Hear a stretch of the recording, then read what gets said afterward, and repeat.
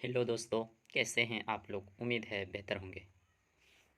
बिहार लोक सेवा आयोग के द्वारा जो बिहार शिक्षक भर्ती का जो परीक्षा संपन्न हो चुका, अब सबको इंतज़ार है कि रिज़ल्ट कब तक आएगा। तो आज के हिंदुस्तान के पेपर में कुछ यूँ आया है कि शिक्षक भर्ती परीक्षा संपन्न हो गई है और अगले माह जो है इसका परिणाम आ सकता है। तो देखते हैं क्या इसके अंदर है, कुछ ख़ास है या नहीं है। तो देख लेते हैं थोड़ा पेपर के अंदर।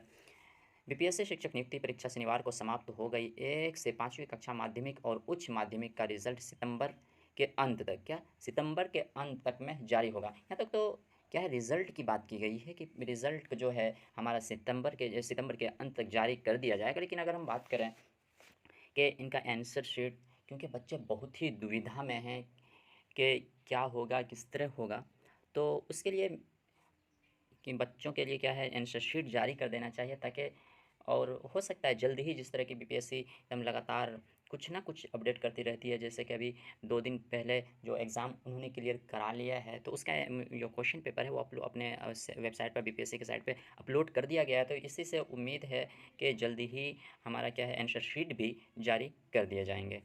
और इन्होंने, अतुल प्रसाद जी ने ये कहा है कि बीएड जो 2 पालियों में ये रिज़ल्ट जारी होगा। पहले पालियों में तो प्राथमिक शिक्षक का होगा और दूसरे जो होगा हमारा जो बीएड अभ्यर्थियों क्या होगा। तो बीएड अभ्यर्थियों के लिए उन्होंने कहा है कि जब तक उनका सुप्रीम कोर्ट से कुछ आदेश नहीं आ जाता, तो हम कुछ उसके खिलाफ या उसका ये नहीं कर सकते हैं।